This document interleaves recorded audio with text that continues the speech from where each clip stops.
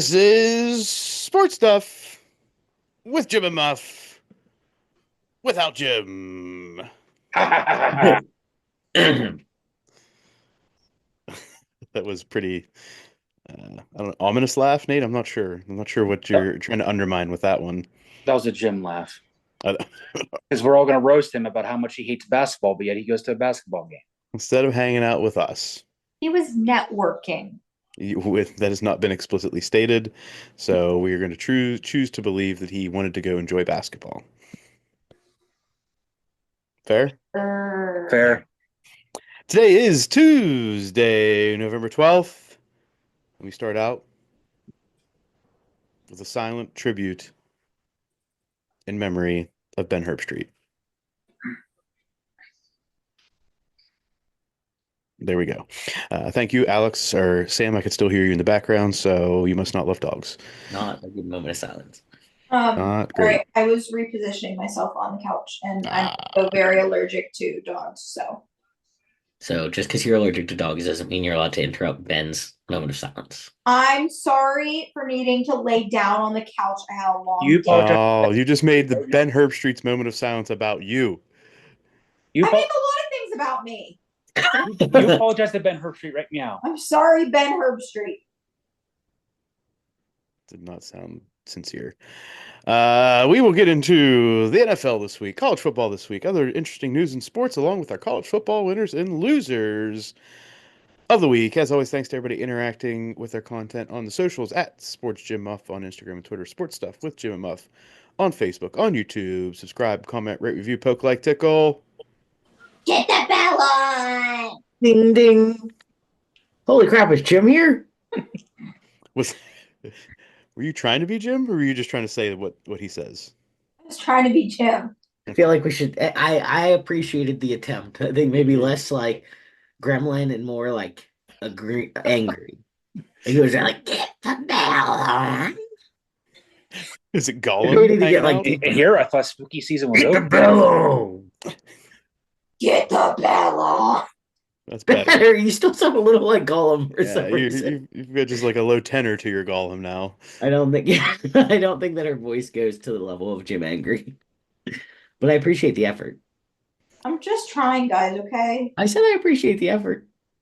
Listen, you have to try to make up for ruining Ben Herbstreit's moment of silence, so I didn't mean to. you still did. Don't forget about our weekly betting episodes coming out on Thursday mornings. An epic run has come to an end in those. We'll talk about more when we record on Wednesday night for Thursday. But alas, there's still opportunity to win, baby. Alex, was this a low moment in your life this weekend? It was, I don't know. Football season, other than college football season, especially, I guess, has just been rough. Rough. All right. So without any further ado, let's get into the NFL Week 10. Starting off, we had the NFL trade deadline last Tuesday, and it was exciting. Tuesday was an exciting day. Yeah, that was the big highlight of the day. There was a lot of news coverage about swing players in certain states. There was discussion about the state of the NFL and our country's optimism or pessimism towards the sports industry and sports world. Yep, that was really all I saw on TV. So that happened last Tuesday. We also had the college football playoff initial rankings on Tuesday. True. Also provided a lot of polarizing discussion. True. There were definitely winners and losers. There were winners and losers. There were definitely colleges that you know had some level of electoral discussion about whether they were in or out. Yep. And that was basically when all the members of the college committee cast their votes, we got a top 12. We have a playoff. We have a playoff. In the NFL, we have the trade Come deadline. January, there will be a change Hopefully, of there will be power from the Georgia peaceful Bulldogs, maybe, to transition of power uh, possibly from the Georgia Bulldogs to someone else. bingo. Thank you, college football playoff. In the NFL, we have the trade deadline. Some notable last week trades that I looked at and saw at least were Marshawn Lattimore to the Commanders, Bum, bum, Bum, bum, bum, bum, bum, bum. bum. Deontay Johnson and Tre'Davious White to the Ravens, Mike Yeah, Williams and Preston Smith to the Steelers, Steelers. Well, and Mike Williams already made an impact. uh, Spoiler alert. indeed, I don't know if it's spoiler at this point, but definitely made an impact. And Zadarius Smith to the Lions. Any others of note from last week that I missed? Nothing's coming up to my head right now. Nothing big. Yeah, I went through the Adam Schefter tweet about like the full list, and I think these are the ones that I remember not covering previously. So there we go. In the NFL, with the scores in Thursday Night Football, Amazon Prime time, as Kirk Herbstreit was mourning the death of his dear friend Ben. The Ravens come back and beat the Bengals 35-34. Those the passing stats in this game were wild. Not wild, I guess, but like both quarterbacks have over 400 yards? Was an offensive explosion. I On the, don't know if that was the stat, Alex, but there was a lot of on throwing the ball around. Alex, you may have seen this stat they showed of Burrow's 2 games against the Ravens this year. I not no, I don't think. He's just balled out in both of those games and got 2 L's to show for it. Well, that was what my stepdad had Joe Burrow in one of his fantasy leagues, and he's like, yeah, and then I pulled it up and they had lost, and I was like, what the frick? He's like, all Yeah, I saw was the like I woke up the next morning and saw how many points Joe Burrow got me and thought they'd smacked him. indeed, they did not. They got I take it ultimately Joe smacked. Burrow had 428. Lamar Jackson only had 290. Okay. Doesn't matter because the Ravens get the win and really just put the Bengals into the you can't do much now mode. Or do we still think the Bengals are alive? If they And can produce offensively like that, they've got an outside shot. Yeah, I think for the Bengals, it's if they can get to 10 wins, then there's a shot for them to get to the playoffs. mostly dead though. Life support. There's a life support situation going on. Next, as we get into Sunday football, we start with the Steelers, who come from behind and take down Jaden Daniels and the Commanders Um, in Washington. Um, Thank you, Alex. um, Comeback win for the Steelers. Russ Wilson seems to, at least from my perspective, put the Justin Fields chatter behind him and the Steelers faithful. And as Alex has already alluded to, welcome to Pittsburgh, Mike Williams. yeah, I think the way he's played as of right now, I mean, you can't ask for much better. And contrary to what Jim believes, I don't think Justin Fields is playing at this level. Yeah, just I think it's the teardrop throws, it's the deep ball that's incredibly catchable that Justin Fields does not have in his repertoire yet. Justin Fields obviously has the legs, has some of that athletic ability outside the pocket, as well as to run designed either option or running type plays. But Russell Wilson gives this team the best opportunity to win in the long term. Alex, what's your outlook on the Steelers after beating the Commanders? I think this is one of our best wins of the season, if not the best win of the season. I mean, you know, take a really hot Commanders team, and we got the victory in the end. Uh, I'm happy with what Russ Wilson's done so far. I was kind of the on this side of let Justin Fields ball out until it's time for a change, but Russ Wilson's brought a lot to the table, and I still would like to see, I think, some kind of two quarterback system because I still feel like there are times when Justin Fields would be the right guy and, you know, situationally, but I'm happy with where we're at right now as a Steeler fan. It's kind of the bright spot in my football season. Lord knows I don't have college to be excited about, so We'll get there. We'll get there, Alex. I'm choosing Uh, positive vibes. you are choosing the positive vibes. Next, the 49ers beat Nate's Buccaneers 23-20, despite 3 missed field goals from Jake Moody, an argument, some pushing, some shoving on the sideline between Deebo Samuel and the specialist from the 49ers. Nate, how are you feeling about the Buccaneers, and what is your takeaway from this game? I think we're in a world of shit. Tristan Wirfs also goes out in this one with a sprained MCL. So not only are we down wide receiver one, we're down wide receiver two, we're down left tackle one. And somehow, I think the biggest surprise is they've actually been able to compete with two of the, well, what we would consider the top teams in the league, in the Chiefs and the 49ers, losing by a field goal to both. Or not, no, sorry, they didn't lose by a field goal to the Chiefs. They gave up a touchdown, but to take the Chiefs to overtime and lose to the 49ers, who just got Christian McCaffrey back by a field goal, has a little bit of optimism there. But again, all that matters is winning. So now they fall to 4-6. They didn't win any of the games in the difficult stretch where I thought they needed to win at least one, if not two. So we'll see what happens. But gosh, they need to get healthy in a hurry. Yes, they do. In this game, Baker Mayfield had a highlight-worthy play. Yeah, but he's not Patrick Mahomes, so it won't get talked about. I was wondering if you were going to go there. Yeah, I agree. It was definitely highlight reel, but a lot of the chatter is if it was any of the high-profile quarterbacks, Josh Allen, Patrick Mahomes, even at this point, maybe some of the rookies like Caleb Williams, Drake May.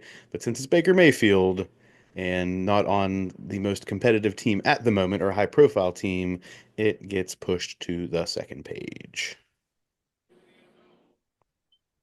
A game that did not get pushed to the second page, nay, got highlighted in Germany. Giants taking on the Panthers. The Panthers, behind Bryce Young, Chuba Hubbard, take this one in overtime over the In Panthers, overtime. 20-17. That means timeout, not overtime.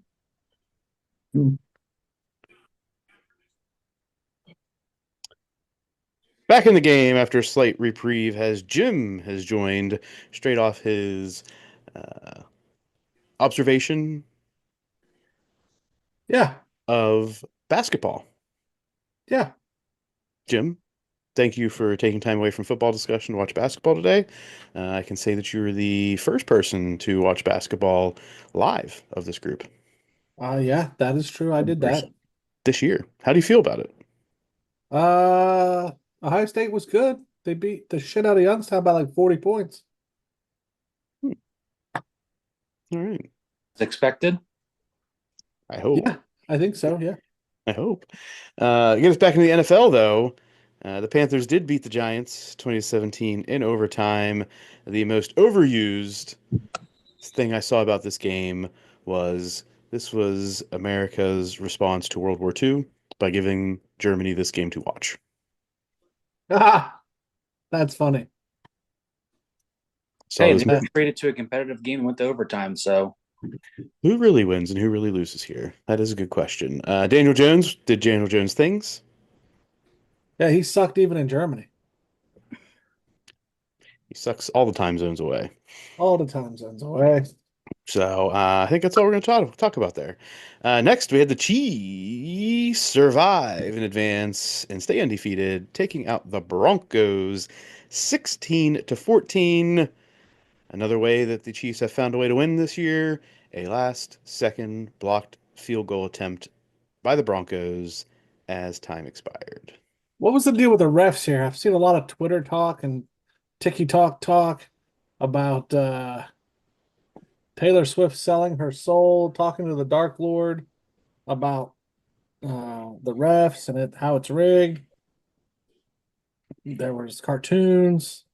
Basically, Taylor Swift helped this somehow with Satan. What happened? I can't say that I saw any um, prayer or offerings to any deities from Taylor Swift. So I feel like you got into dark Twitter world, Jim. I must have. I do know that there's always speculation when the Chiefs win a game that's close that there's something nefarious about the officials. I do not know exactly what's being discussed in this game. Nate, Alex, anything? Nope. So it was a straight laced game, and they're just losing their minds, is what you're telling me. I don't know. I didn't pay enough attention. I was working, so I don't know really anything. I didn't see any of this game other than what highlights came on Red Zone in the 4 o'clock hour. And we See, call ourselves fans. see, I Jim. was No, no, working. no. See, Jim, this is what happens when you live in the TikTok world. You don't understand football. You understand all the chatter around football. All I saw was a cartoon, like, and it's pretty like trendy. South Park? Of it's South Park-esque, where Patrick Mahomes tells Travis in his Kermit voice, "Listen, Travis, we have to do what had to be done." Was the So Gridiron Heights? yeah, yeah, thank you.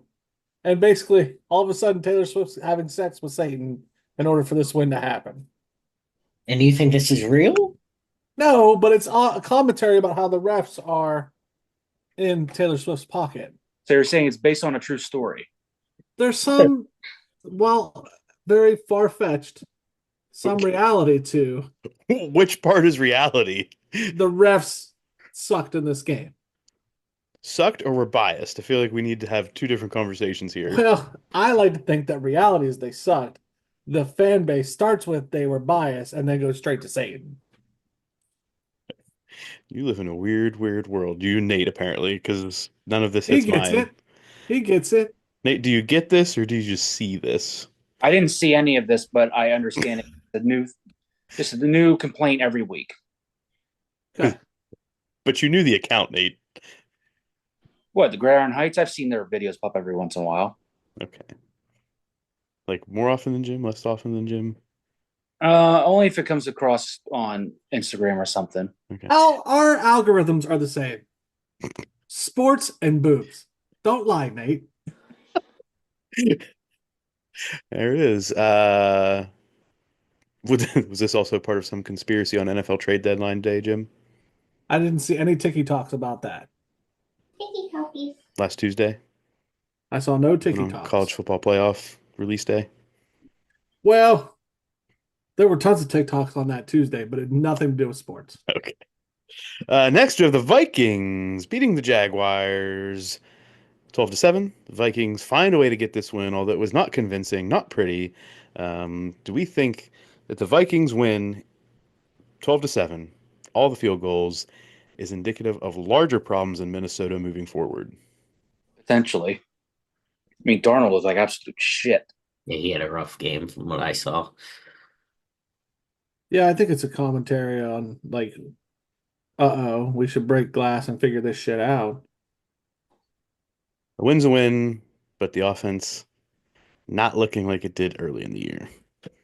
Next, Yeah. we have the Saints finding a way to win another toilet bowl game, 20-17 over the Falcons.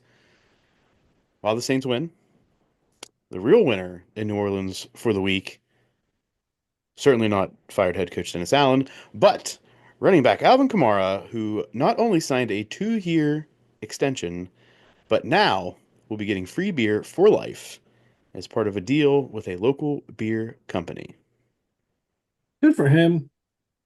I don't know. He's got 2 years worth of tread on the tires. I also wonder what the whole free beer for this company is. Like, can he just go and get whatever? Can he order as much as he wants for everybody else?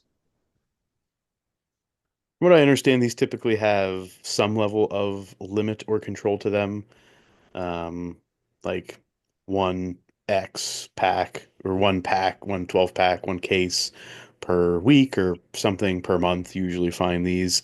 It's not like an unlimited. Yeah, because could you imagine, like, hey, I'm going to bring my own lineman here after a big win? I mean, that would be one way for that deal to backfire on the beer company. 110%. Any thoughts on either of these teams moving forward?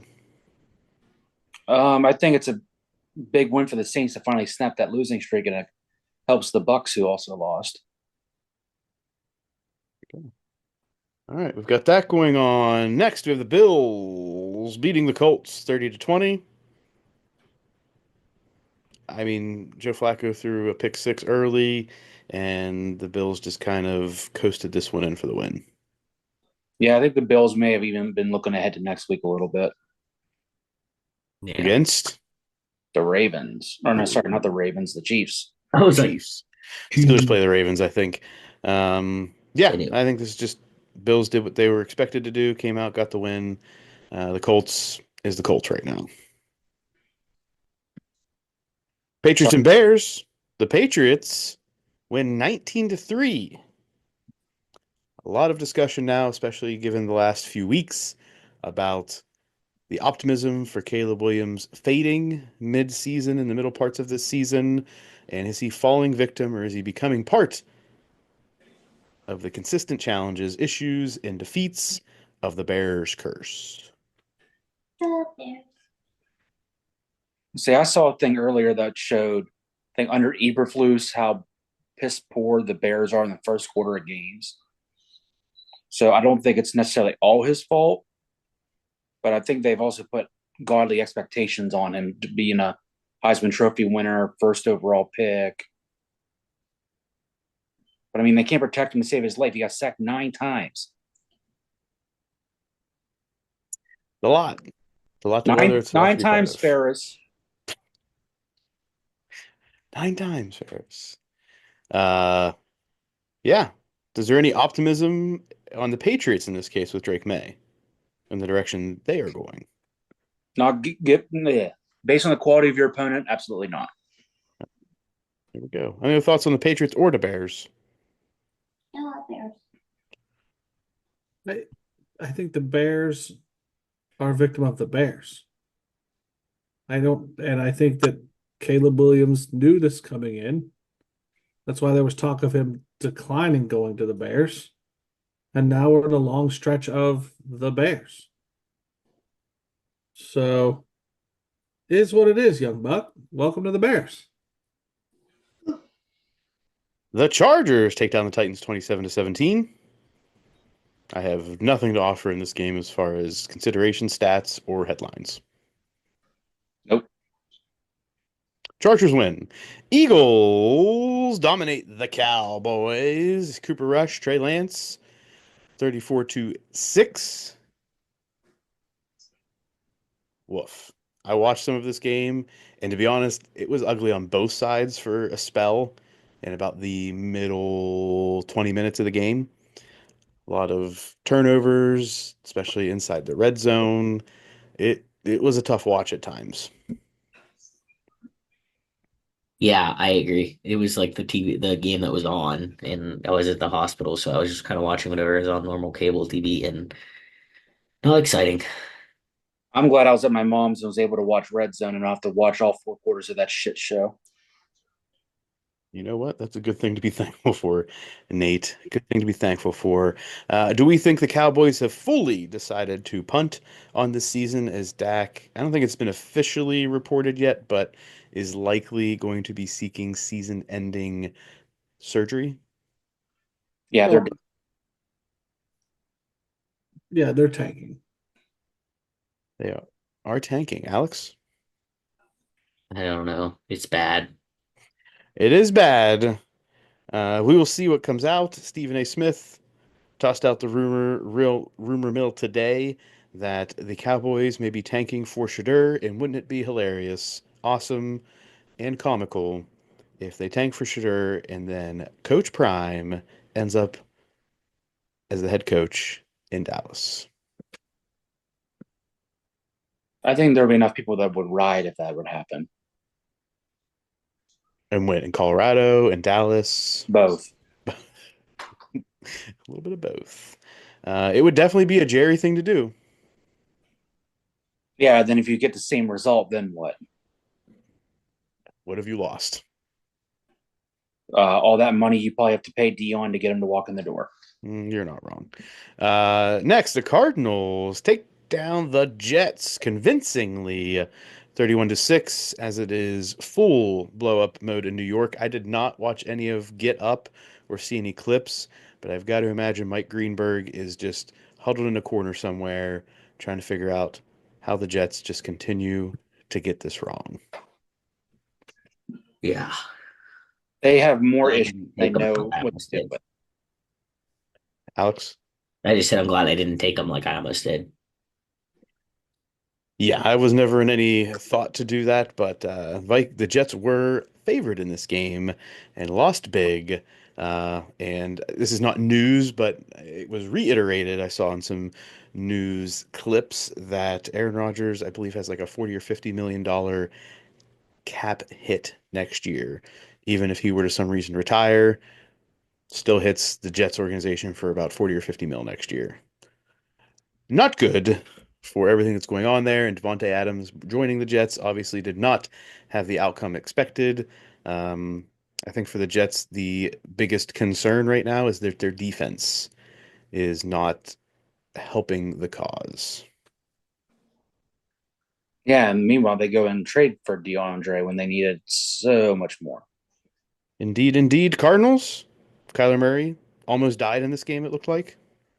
Yeah, but I think that's more if he didn't put his helmet on tight enough. Was Like the he like dude from Georgia Tech. yeah, yeah. Well, somebody pulled that one off. Kyler just got hit blindside. It just flew off. Um, is that common strategy when you're playing Call of Duty, Jim? You don't buckle up all the way? I don't know, but visually, like I think Kyler Murray's hit was more devastating than it actually was physically. Got it. But Cardinals get the win. I don't Cardinals were they around like 4-6, somewhere in that range? Something like that. So definitely outside looking in, but trending up. And in Sunday night prime time football, we had the Texans jumping out early, Jared Goff throwing 5 interceptions, but somehow the Lions come back, get that W in Sunday night football. What are our thoughts, Jim, as a Texans fan? CJ Stroud is smooth as shit. The receiving core is banged up. They were coming in questionable. They're down Diggs. There's some bright spots. There's some bright spots. But on the whole, questionable. The wherewithal of the defense, questionable. I think they got to toughen up if they want to make the stretch. Okay. Uh, 5 interceptions, and we're questioning the wherewithal of the defense. I need to understand that a little bit more. I didn't watch this entire game, so I don't like you got to be able to withstand the Lions and put them away. Like we can't let them score as they did. The 5 interceptions, I get it. I get it. Good for them. However, like you can't let them back in the game. okay. Joe Mixon visibly frustrated early in this game, I saw. Pump the brakes, young buck. Pump the brakes. Alex, Nate, thoughts? He did well for me in fantasy. Yeah, he got his. Glad that the Lions won. The Lions won, they did not cover. Yeah, which does suck, but I was glad the Lions won. Sorry, Jim. It's Hey, like hey, potentially the worst outcome for Jim happened in this it was game. not a great weekend. Just this specific game. I understand other things happened for you, Jim, but this specific game, that was the worst outcome that could have happened for you. You're not wrong. All right.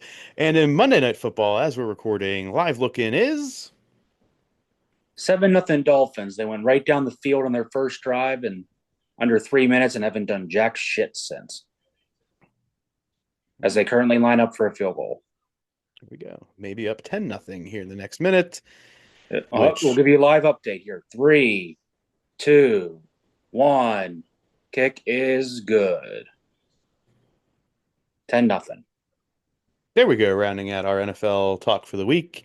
Next into college football week 11. First, with some fun facts about the college football world, starting with, gentlemen, there's only one FBS team that has yet to score more than 21 points this year, and they were a top 5 preseason team from Florida, the Florida State Seminoles. Only FBS team to not score more than 21 points in a game this year. Woof. Yeah, I believe it's.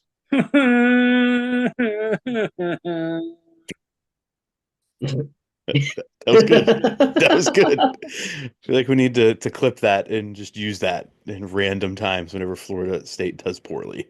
They should fire that Well, guy, you're gonna use it right? a lot then. I think they've stated they will not be firing him, Jim. That's stupid. They must owe him a Let me lot of money. rephrase. Let me rephrase. I think the statement was currently they will not be firing him. I don't know if that was like a blanket statement for the rest of the year in the off season. The speculation I read was they're not going to say they're going to fire him publicly because they don't want a mass exodus of potential recruits. Well, as of right now, the recruiting class for next year is nothing. I don't know. Maybe they got somebody, Nate. Don't know what to tell you. I don't know. The round of tweets I saw where they were saying they have no wide receiver recruits in the class of 2025, and they've already had a few guys decommit. So it's like, hey, JUCOs and transfer portal, Florida State might be calling you. Florida State's calling away. Speaking of the transfer portal, is this official that Miller Moss is entering the portal? I know he got benched. I don't know if he's said he's going to the portal. Okay. I didn't know if this was official. I saw this speculated enough that I saw a few different graphics, and they were not from like the dark recesses of Twitter. But if a potential Heisman hopeful at the beginning of the year enters a transfer portal from Lincoln Riley and USC, is Lincoln Riley all out of the magic that he's brought to other stops in his coaching career? No. Brr. I think he could be. I'm gonna put his magic in questionable status. The speculation, or I guess not speculation, the observation is Lincoln Riley has done well with elite quarterbacks, like NFL caliber quarterbacks, but take those out of the fold for him, and he's been a whole lot of nothing. Just the chatter. Just the chatter. Vanderbilt quarterback Diego Pavia has You know sued the what? Back to what? back up. Like I want to retract my statement. Okay. I think if I can tell you that if Nick Saban, Lane Kiffin, Ryan Day, James Franklin, uh, the guy from Tennessee, Heupel. definitely the guy from Oklahoma, even Texas, if they lost a guy like this, there would be lots of fire and brimstone. So yes, I would say Lincoln Riley's losing his magic. I will say I would also on the flip side of that coin say that Lincoln Riley has not adjusted to NIL well, and that's the problem. Better or worse than Dabo? I would say worse. I mean, based on record, right? We Yeah. would say that. Um, so interesting. Vanderbilt quarterback Diego Pavia is suing the NCAA, claiming NIL potential for players from junior colleges is unfairly limited, given that JUCO and NAIA experience counts against their collegiate eligibility. Pavia is in his final year currently of eligibility at Vanderbilt and seeking temporary and preliminary injunctive relief through this suit. What do we think about Pavia's claims? Do we think there's merit? And do we think that there will be any type of positive outcome for Pavia and JUCO NAIA players? If his suit wins, if he is granted the injunction, I question the validity of the justice system yet again because they didn't grant Michael Jordan's injunction against NASCAR for a similar thing. In order to grant an injunction, you have to have like Damages. damages. Right. I don't know that he's being cost damages. And how does he prove it? Like that burden of proof on damages has to be there. Like, are you guaranteed NIL money next year, Mr. Pavia? Ugh. Well, I don't know. Like, is Vandy going to come out and say, like, we would have guaranteed him NIL money if he stays at Vandy? Because I don't know another school that's going to, right? Like, what school's going to come out and say, we will take him? One, he would have to enter the portal for them to truly engage in that discussion. Right. So it would be, I think, right now based off of a verbal agreement between he and Vandy. So then the school has to be a part of his lawsuit and say, yes, we would have. I guess theoretically the collective would have to be part of it, not the school. Okay. So the collective has to say yes. And then, like, that's some. Pavio's going to wreck the system, is basically, if he gets this, is my Yes, take. because JUCO, Nate, Alex, put some perspective to this. You can spend up to 2 years at a JUCO. From my understanding. So in NAIA, you could theoretically spend 2 or 3 years in an NAIA school before you go to Division One. Well, and I think the first part of that part you have here is pretty comical, where he says that junior colleges is unfairly limited given JUCO NAIA experience counts against their eligibility. What? So you think everybody's going to go JUCO or NAIA for 2 years, and then, oh, by the way, those years don't count against your eligibility? Give me a freaking break. So what I would see, I don't disagree, Nate, is say this goes through.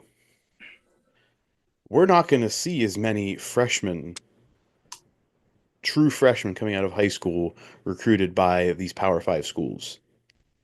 We're Yeah, going to see exactly. You're making them elitist schools. you're making the JUCOs and the NAIA the minor leagues of major Division One football.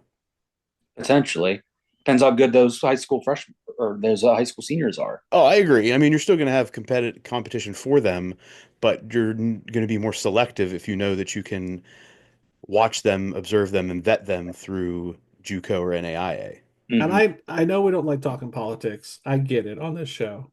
But given the stance of our current political climate, I don't believe I just don't. I don't believe in my heart that our current political landscape will allow for more kids to go to the JUCO route as an entryway into this. I don't believe we're going to create a minor league via JUCO colleges. Like, that's not going to happen.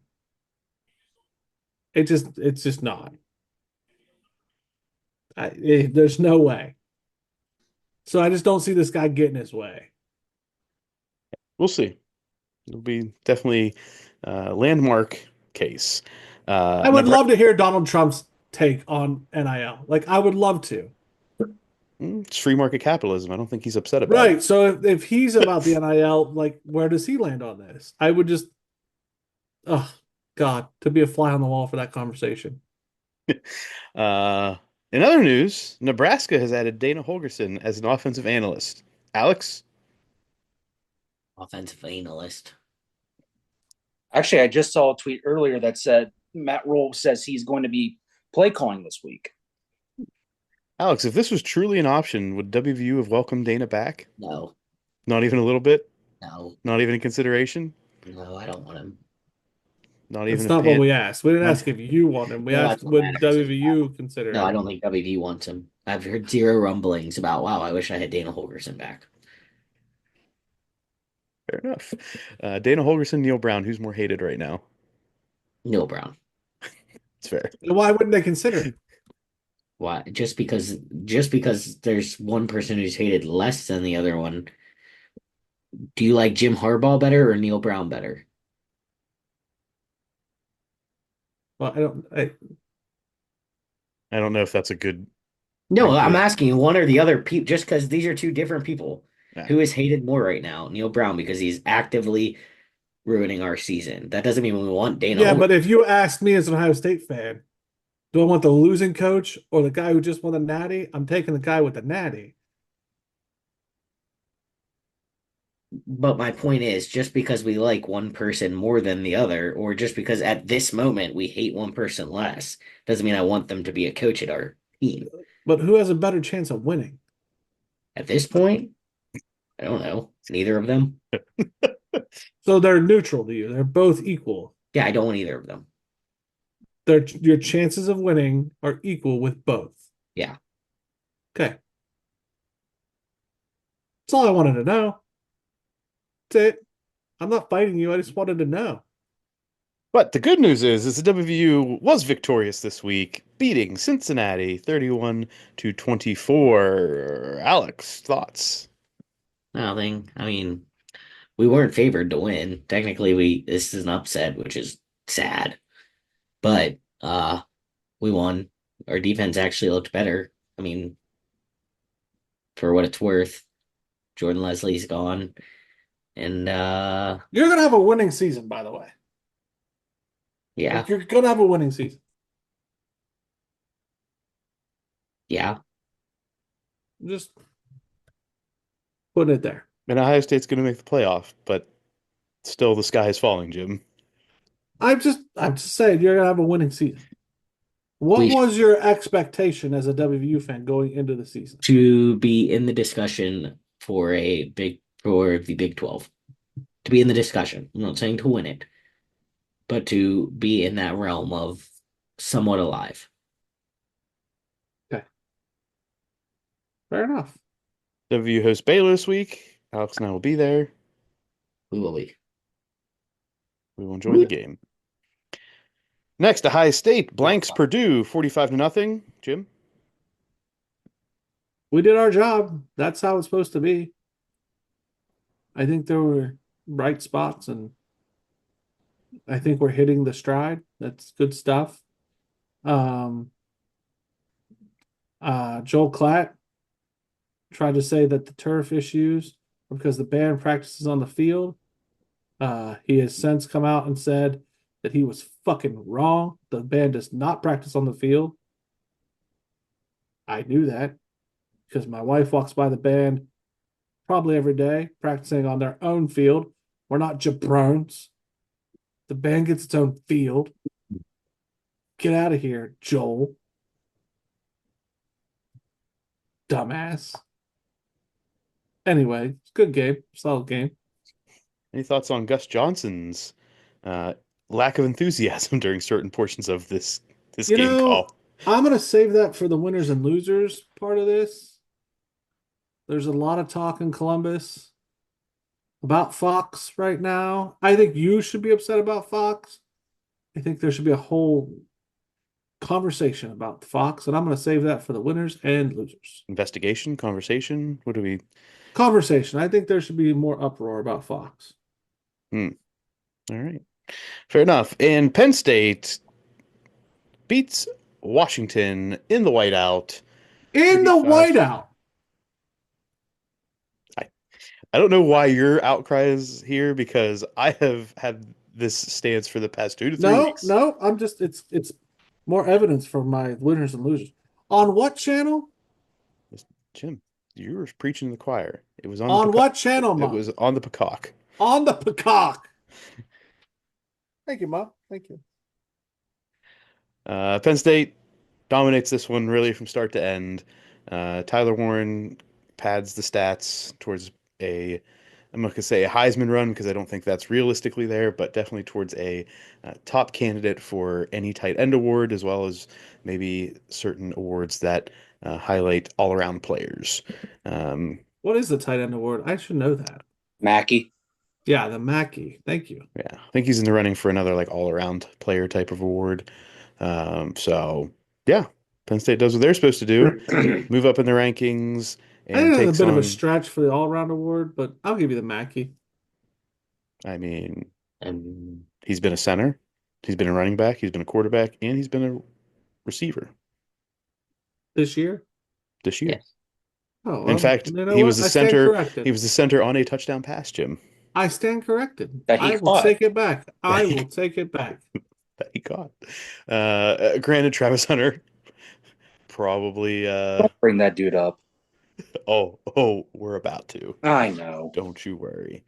All right. So in top 25 action, we have Oregon beating Maryland 39 to 18. This game was more competitive than I think many expected. Didn't watch a single snap. Not a one. I watched about somewhere in the middle-ish part of the game, latter first half, early second half.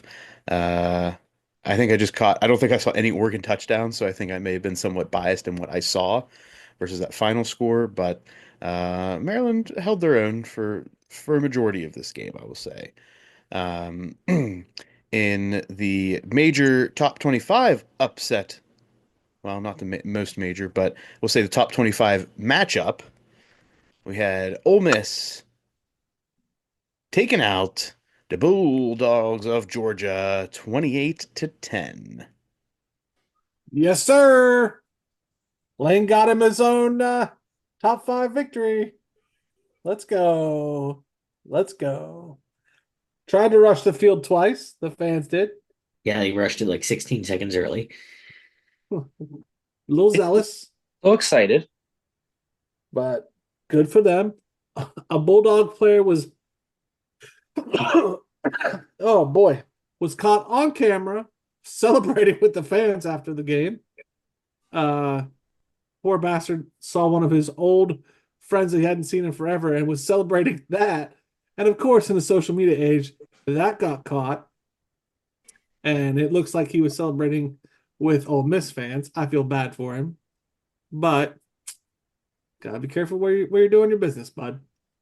But Ole Miss is like top 12 in the ranking. AP poll. We don't know about the college football playoff yet. Let's go, Ole Miss. Get back in there. They still have a top matchup left. I think so. I think we talked about, damn it, Muff. I thought they had one more. I just don't remember who it is. It's the end of the year. Well, it's not Okay. Mississippi State. No, that's the Egg Bowl, baby. Oh, hell. I'll figure it out and I'll get back to you. It's one of the top SEC teams. I just forget which one it is. In the biggest upset of the week, Georgia Tech hands Miami their first loss after multiple brushes with potential defeat as the Yellow Jackets beat the Hurricanes 28-23. It kind of looked from the beginning of the game to the end of the game. Oh, no, they got nobody. They got Florida and Mississippi State. Sorry. Go Never ahead. mind, I was wrong. Yep, Georgia Tech beats Miami. Is this the end for Miami, or can they play themselves back into contention conversation, true contention conversation, not just playoff, by winning out and winning the ACC championship? Yeah, I think their next game is going to say a lot about this. Yeah. Beautiful take, Nate. Beautiful.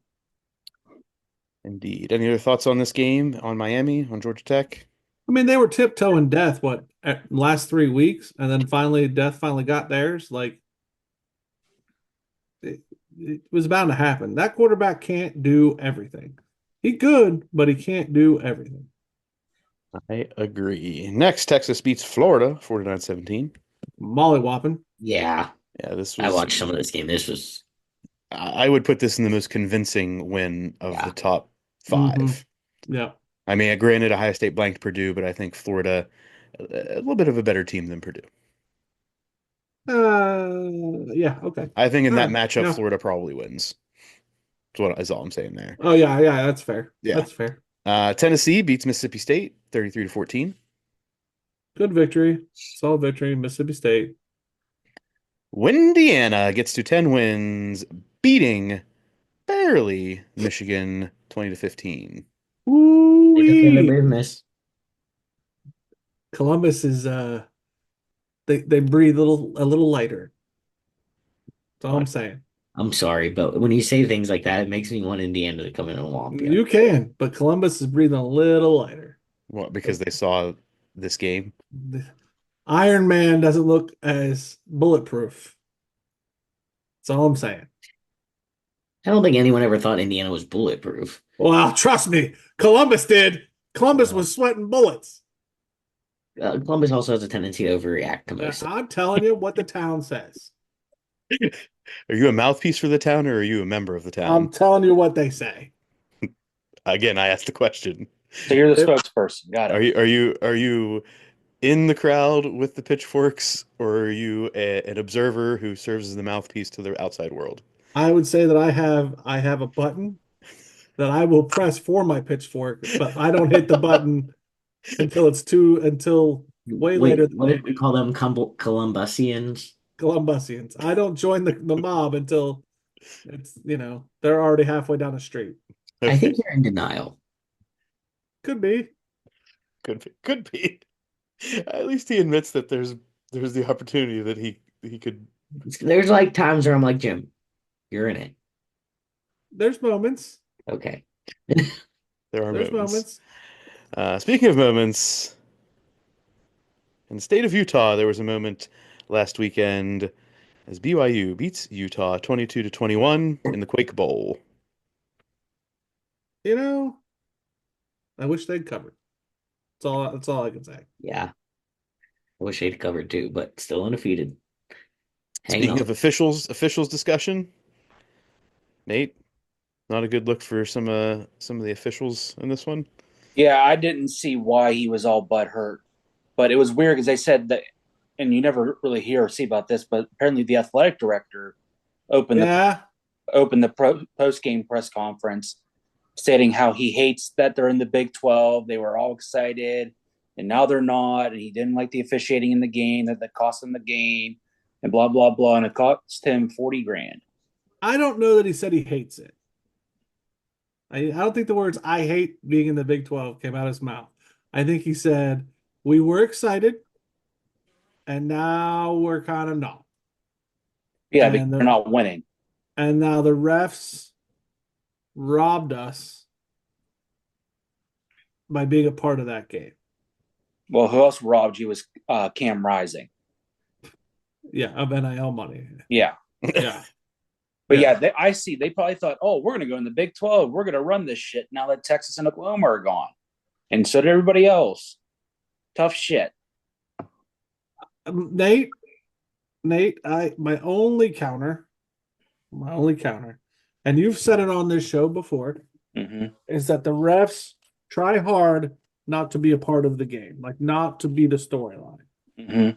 From what I saw, it kind of looked like they made themselves part of the game. Now you can go back and look at it. It's up to you. They could have let it go or they could not let it go, and it was one of those moments where that was a judgment call that could have gone either way. Yeah, I'll have to look it up after the show here and see what the big hoopla is about. Just the timing, the momentum of the game, you kind of put yourself in the moment. That's the argument being made. And I think it's very classy, in my opinion. The AD took the bullet and the 40K and not the coach. I'll agree to that. I can get on board with that. BYU stays undefeated. Yeah. There's your Big 12 current front runner, Alex. Yep. Alex, and we could talk offline and you'll probably hang up on me, but how do you feel about BYU as your Big 10 front runner? Big 12. Big 12, 13, 14, whatever. I mean, they are. That's But how do you feel about it? I mean, what? It doesn't. It's fine. I mean, I wouldn't feel. I don't know what that. I guess I don't understand. So I for thought me, Iowa State would be probably at this point. Kansas State and Oklahoma State were preseason favorites to be up there, and they aren't. But so for me, I don't like Oregon being at the top of the Big Ten. Not just because they beat me, but you're the new kid. I don't like you. at this point, there's been so much shakeup. I mean, we lost Oklahoma, we lost Texas, and we have a ton of new people. It's bound that someone probably new is going to be there. If it's not WVU, Baylor, the Kansases. I mean, we have a lot of new people. It's not like we have they're the only new person who came into our conference and are the one that's being successful. Okay. That doesn't really bother me too much. We'll get to another newcomer to the Big 12 that Alex may not be excited about. Notre Dame beats Florida State 52-3, as expected, as advertised. Moving along, Alabama puts a whooping in prime time on LSU, puts LSU out of the picture, 42-13. When do we call Brian Kelly just a joke? When do we say, you, sir, are not a good coach? when he was at Notre Dame. True. When he was introduced at LSU and tried to mimic an accent. Also true. And that video going around of him with a potential recruit on that podium whenever he goes like one of these. There, Jim, we've provided you all sorts of moments prior to this game. But like, if he gets fired from LSU, is he done? Can we just put a stake in No, him? he won't be No, done. some dumbass program will take a shot on him. What Nate said. He's terrible. He's terrible. Maybe he'll go to Florida State. You know what? There you go, Nate. Let me move on. Right there. Boise State beats Nevada 28-21. Ashton Genty has another 200 plus yard rushing game with 3 touchdowns that were probably at like minus 1,500 odds. Do you think he does what he does against Bama, Penn State, Ohio State, like a well done defensive line, like grown men? Do you think he actually competes like this? Not week to week. He can have a day. If he has the same offensive line consistency that he's having right now, yes. Okay. Yeah. I think not week to week, but he could have great days in a power 5, in a power conference. Fair enough. Power 4, right? We don't say power 5, we say power 4 now. No, they still say 5. Well, there's a conversation to be had here in the future, depending on how things shake out with the pack. Iowa State loses to one of the Kansas teams, 45-36. Iowa State played like a bad Iowa State team, right, Alex? Uh, Oh, yeah, no, it was a down Iowa State. I called this. They'd lose one and lose their steam, and It's a cyclone now, isn't it, Alex? yeah, downward cyclone. They always go downward. I don't know. They go upward. I think so. I don't know. Side to side. Virginia beats Pitt 24-19. Pitt lost in this game their starting quarterback, I believe sometime in the late second or early third quarter. Buddy of mine that's been doing a lot of the pit practices said that they were even looking ahead and talking about next week with Clemson, so he knew they were going to get beat. And now I don't know if they're still without their starting quarterback, but if they are without their starting quarterback, I think things are about to get worse in Pittsburgh. Kind of puts them at this point on the outside, very much outside looking oh yeah, they don't in. have a shot in. I mean, I think they have a shot, but I think it's very unlikely that anything comes to be. They literally have no shot. What if they beat Clemson?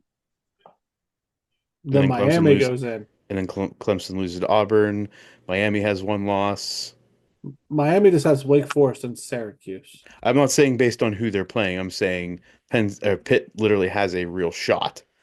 It just takes all of the bad things to happen. Everything's got to happen. There's no way in hell. But there's still a shot. To make the ACC championship game? Yeah. Who else am I forgetting in the yeah, SMU. I see this whole damn conference realignment bullshit. A front runner, a team that controls their own destiny in the Big 12, Colorado beats Texas Tech 41-27 amidst tortillas on the field, amidst other things being thrown at players on the sidelines. Colorado prevails, and Dion gets a $100,000 bonus after getting his 7th win of the season. Get paid, get paid. Alex, to you, the Big 12 analyst. Is what it is. Colorado truly does control their own destiny into the Big 12 championship game. I'm aware. Okay. Do you want Dion to go to the NFL? I don't care what he does at this point. That's the problem. I'm just sick of talking about him. What if he's a Big 12 champion? Would you be sick of talking about him then? Yeah. Okay. Washington State, the leader of the Pac-2, beats Utah State 49-28.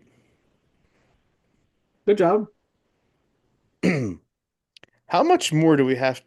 I mean, a lot has to happen, but Washington State could be a top 5 ranked conference champion. five highest ranked, I should say, not top five highest ranked conference champion, which is an automatic bid into the playoff.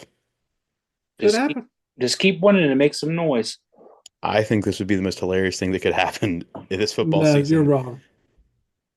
The What most hilarious, if somebody the from the most pack? hilarious thing that could happen is Okay. Colorado winning the Big 12. I'm Now, sorry. To see Alex's reaction is way funnier than Washington getting it. Like, I I'm, can't wait to be on that episode. I'm saying just generally hilarious, the Washington State thing. I understand to the show, the Colorado thing would be hilarious. I'm talking about nationally hilarious. Like, I just want to turn the mic over to Alex and just be like, Alex, reactions, go. Okay. And just listen to him lose his shit. Not going to lose a shit. I think he's shown that Oh, he's above it at this point. It is what it is. It's what it is. It do be what it do be. Now, all if right. WVU is in contention and this was going on Oh with my Colorado, God. Could you this would be the imagine? time that we would need Alex on the mic. Big 12 championship, WVU versus Colorado, Alex. What would you do? Work for WVU. I mean, I Whatever agree. medicine you're on, it's working. I just Proud of am. you. I'm just disillusioned. I guess it's just like not fun anymore. It's not fun anymore. All right. Zero fun, sir. Clemson beats Virginia Tech 24-14. Yeah, that happened. Missouri beats Oklahoma 30 to Yeah. 23. Should have bet him. Flirted with it. Should have gone with it. Coach says he still has a playoff chance in Missouri. Explain that one to me. Let's see who else says they have a playoff chance that won this week. Or do you? Pitt does. They do. They have a chance, Jim. I think they So I legit. guess Missouri does too. And there's a chance. I don't really know how this plays for Missouri. Honestly, are they a two-loss SEC team or one loss? 2 loss. I mean, they could be one of 5 or 6 teams that have 2 losses in the SEC.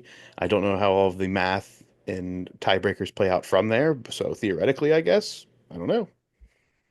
I mean, good for him for the confidence, I guess. There's some level of confidence there.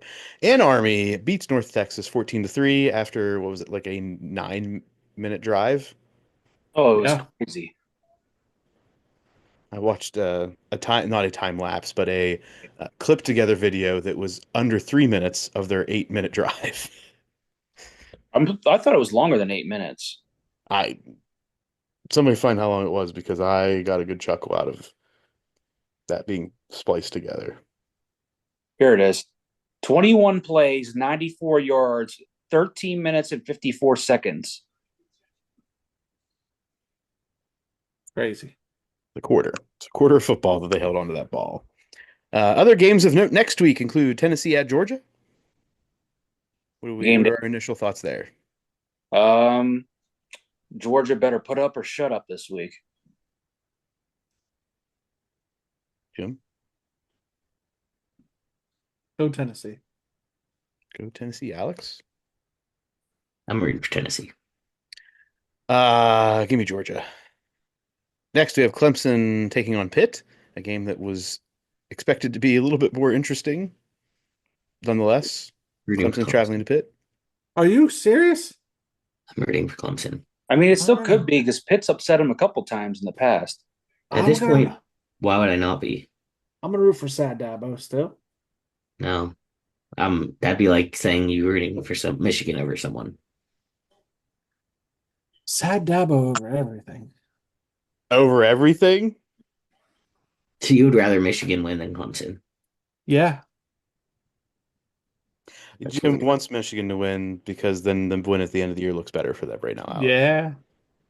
Now Michigan against Ohio State, different situation. There's no Sad Dabo there. Okay. Our winners and losers of the week in the college football world. I don't know where we're going to start this year, so I'll start us off. First, my winners are the Big Ten. In the AP poll, they have 4 of the top 5 teams, with the only remaining matchup between those teams being Ohio State, Indiana. Give me the Big Ten as the big winners of the week after all of the other losses in the top 10. And the losers, I don't even know if I'm going to, this is going to end up being true, but the SEC, but really a whole bunch of two-loss SEC teams probably still results in 4 to 5 of them getting into the college football playoff. So I don't even know if I can call them losers at this point for beating up on each other. Yeah, I think the Big 12 should have been your loser They, if you're basing it on like records. yeah, but they didn't like lose anything specific. This is for the week. Like they're not any worse this week than they were last week. But okay, you know what? I'm not going to fight you. You've been fine all episode. But Muff's language that he was using No, I did thought he not was indicate the week. He was very vague. So that's I why I thought was he like, wait a minute.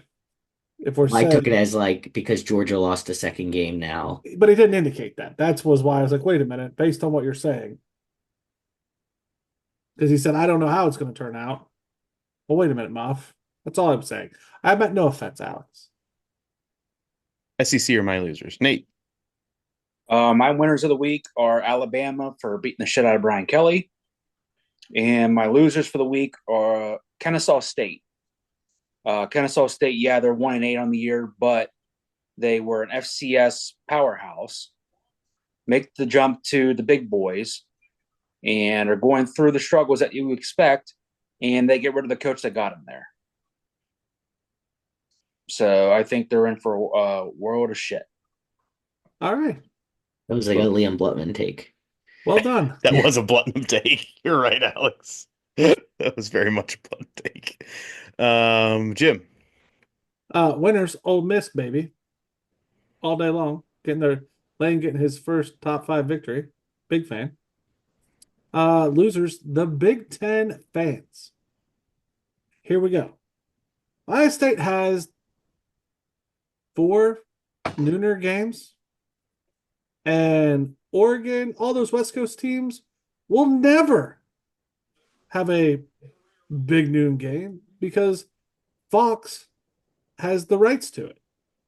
And if they have a noon game, they have to play at 9 a.m. So count them the hell out. And if they want to have a primetime game, it's probably going to be on NBC. So or the Peacock. Or the Peacock. The Notre whiteout Dame game has anything to say about it. right? The whiteout game for Penn State is going to be on the Peacock. And it's never going to be against Ohio State because obviously Fox is going to put that on their channel because they get first rights because they have that contractual obligation. So Fox is screwing Big Ten fans flat out. And if that's the case, I believe at the end of the season, Oregon, Ohio State, Penn State should get a bigger cut of the proceeds from the television deal. That is my take. My only question is, why is it taking you this long to come to my side on this? Somebody put it together for me. And I was like, wait, money, time zones. Yeah, we are getting screwed. When it was the whiteout, I was like, oh, okay. And I didn't realize, like, we're never going to get a whiteout. We're never going to get a nighttime whiteout game. Unless both teams are irrelevant for some reason. Right. And it will mean nothing. Because contractually, they're going to put it on their channel.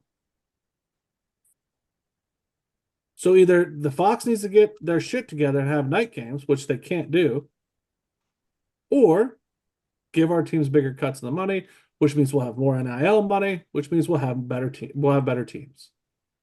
Can you use your media rights to go to NIL to the collective?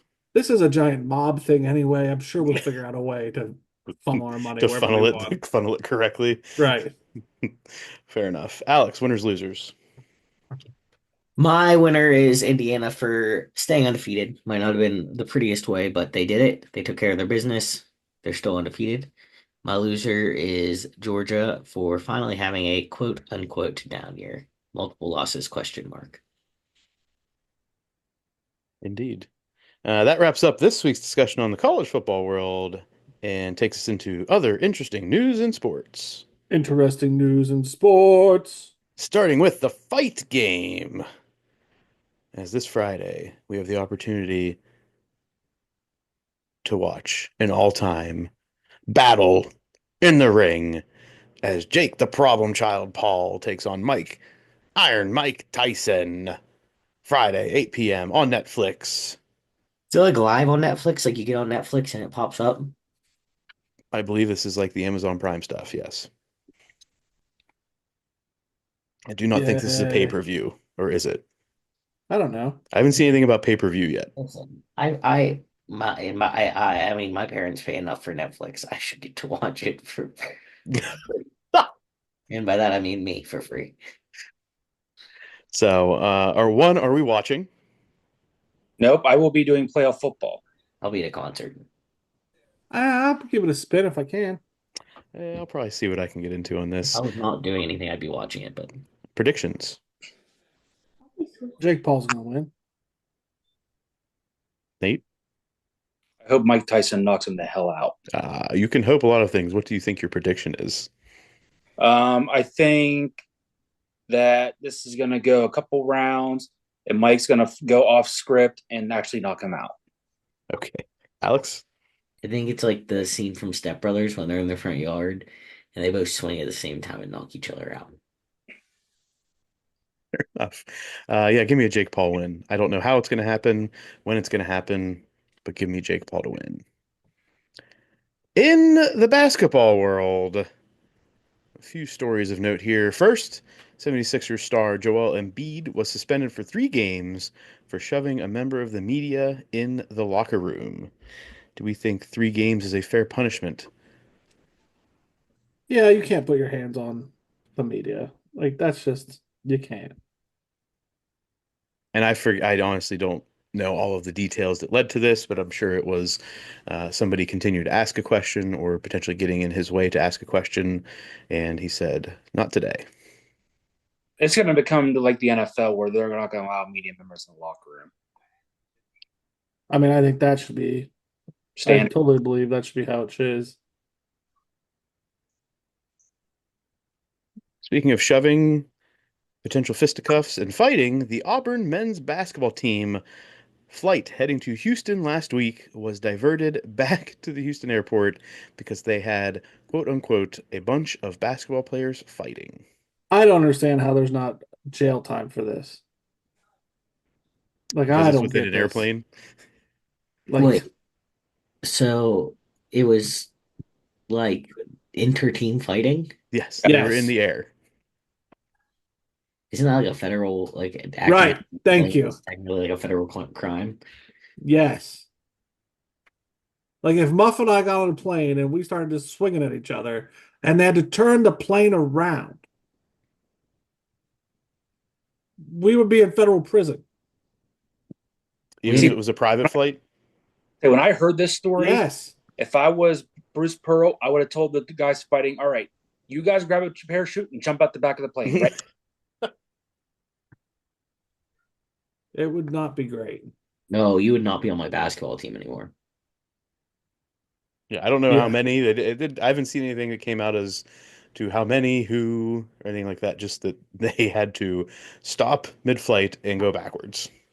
Did you intentionally spell Houston that way? No, How do you spell Houston? that the way that it's spelled now. That's how you spell Houston. Yeah, I don't. Okay, thank you, Alex. And lastly, I in thought you were basket, like Houston. I don't know. Houston. I thought maybe you were doing them. that would Okay, be like sorry. Huston. Lastly, in the basketball world, Florida basketball coach Todd Golden is facing sexual harassment and stalking allegations from a report taken from ESPN.com. On multiple occasions, Golden allegedly took photos of women walking or driving or of their cars in various locations and then sent them to the subjects of the photos. He allegedly also showed up to locations where he knew the women would be, according to the Title IX complaint. This is still going through the investigative phase, and Golden is still coaching amid the inquiry. But lots of, I will say, potentially condemning and damning evidence against him if any of this or some of this comes out to be true. I, I don't know how he still gets to coach, but whatever. Weird. Um, Title 9 would allow this. All right. Like, is this like the innocent until proven guilty type stance? Correct. We can talk about the ins and outs of this after we're done recording. Any other things in the sports world, gents? Yes, I'll throw this in just for Jim. We have baseball news. Oh, baseball. Oy. Paul Skeens, not only was he the guest picker on game day this week, Along with Livy. he has been named a finalist for NL Rookie of the Year and NL Cy Young of the Year. Yay. You know what that means, Jim? No. More trade bait. Yay. Thank you, Boston, New York, LA, and other high market teams for being able to now offer Paul Skeens record deals in the next year or two. And for whatever garbage we get in his steam, 5 number 1 picks that will all suck. This is Yes. a good time. because you hit one of every 10, and the one you do hit, you say bye-bye. All right. Positivity coming out of the Pirates fan base. That's it. All right, that wraps up this week's episode of Sports Stuff with Jim and Muff. As a reminder, follow us at Sports Jim Muff on Instagram and Twitter, Sports Stuff with Jim and Muff on Facebook, on YouTube. Subscribe, comment, rate, review, poke, like, tickle. Get the bell on. Ding ding. That's what Sam tried to impersonate you on, Jim. But she sounded kind of like Gollum. It was a bit odd. But she All right. tried. She did try. And we expect all of our fans to try hard, do the big things, and you can do so by telling a friend, making a friend, and be Be a friend. friend.